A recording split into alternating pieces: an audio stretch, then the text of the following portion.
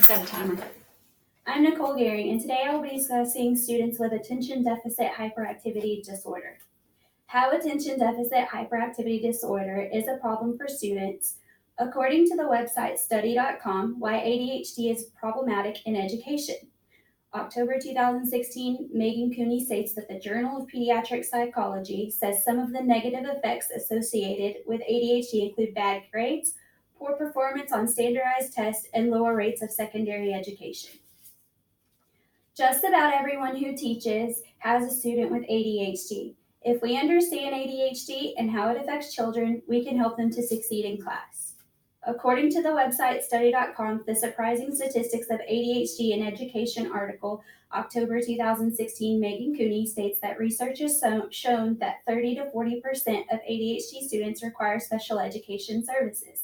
For example, students will have an IEP. It will list supplementary aids and services, accommodations, and program modifications, note taking assistance, extra time to complete assignments, special seating, and behavior management are a few examples of an IEP.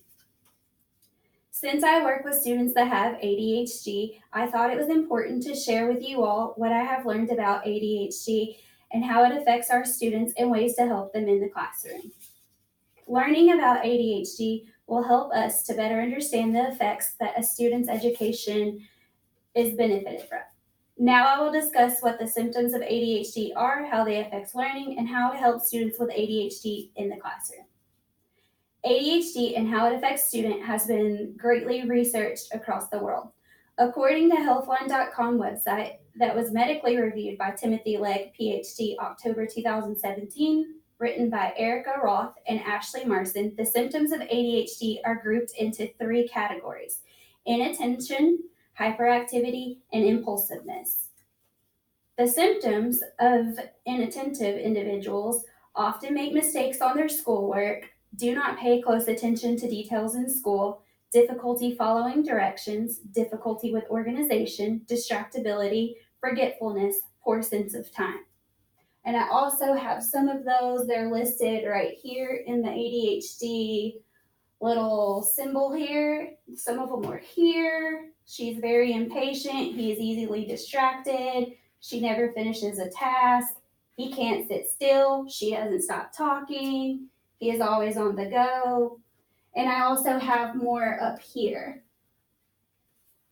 The symptoms of hyperactivity individuals include fidgeting and squirming, may be a constant talker, leave their seat, move around a lot, and these students will be considered as on the go, on the move all the time. Symptoms of impulsiveness in individuals include blurting out answers or inappropriate comments, intruding in conversations, may have a hard time standing in lines, very impatient, act out of turn, and don't think about consequences of their actions. Now that I have shared the three types of ADHD and their symptoms, I will explain how school is affected for these students. Students struggle with a variety of things in school. Kids with ADHD struggle with key areas of executive function that are responsible for focus, impulse control, and other skills. Kids with ADHD have trouble completing work, they have a short attention span, and need reminders to stay on task.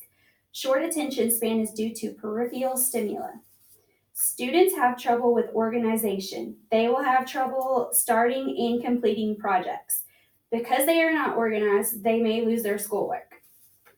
More are prone to difficulty in reading, writing, and executive function. This results in failing assignments and tests, which can lead to failing the class. ADHD students may have trouble with homework.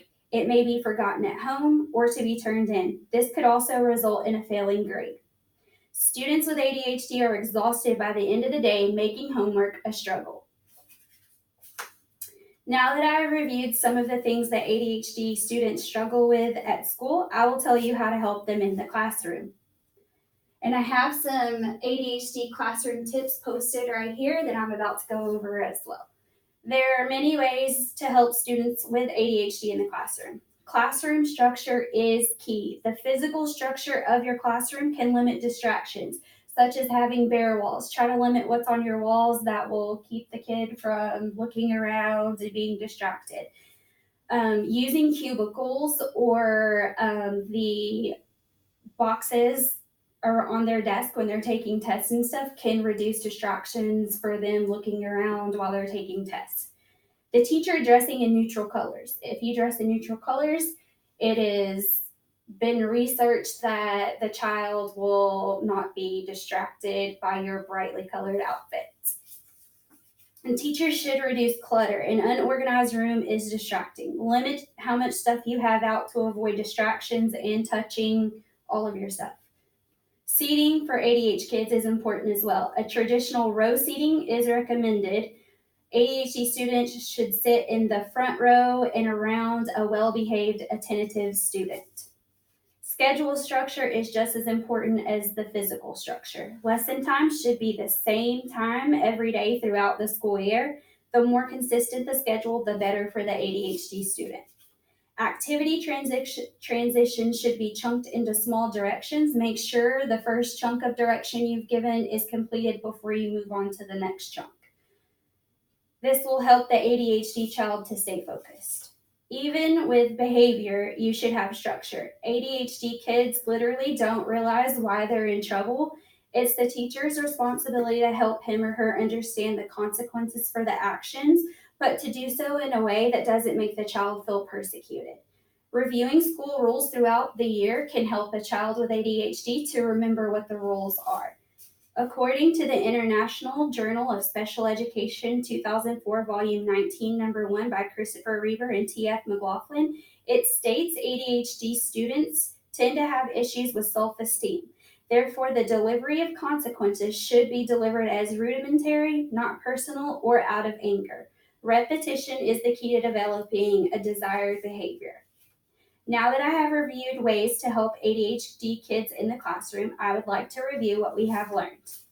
So over here, I have some statistics that I found about the median age of onset ADHD is the age of 7 is usually when that is diagnosed. The ages between 3 and 17, there are 5.2 million children that are diagnosed with ADHD. I got that information from this website here, statisticbrain.com, if y'all need that for any reference.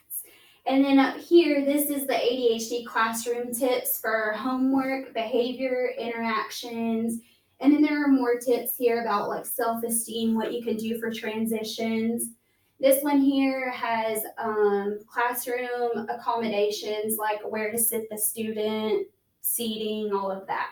And then this one here and this one here are just the symptoms. And then this is another one that shows hyperactive impulse together. And then the light green is inattentive. And then the lighter green here is the one that shows all of it combined together the students have.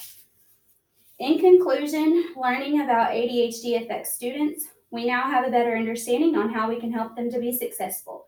First, I explained the symptoms of ADHD, and then I went over some of the struggles that students face in the classroom. Finally, I discussed how we can help them in the classroom. It is important to remember and to recognize that children with ADHD are not bad on purpose. They are actually smart children who want to behave better and be successful in school. They just need our help. Thank you for joining me once again. I'm Nicole Gehring.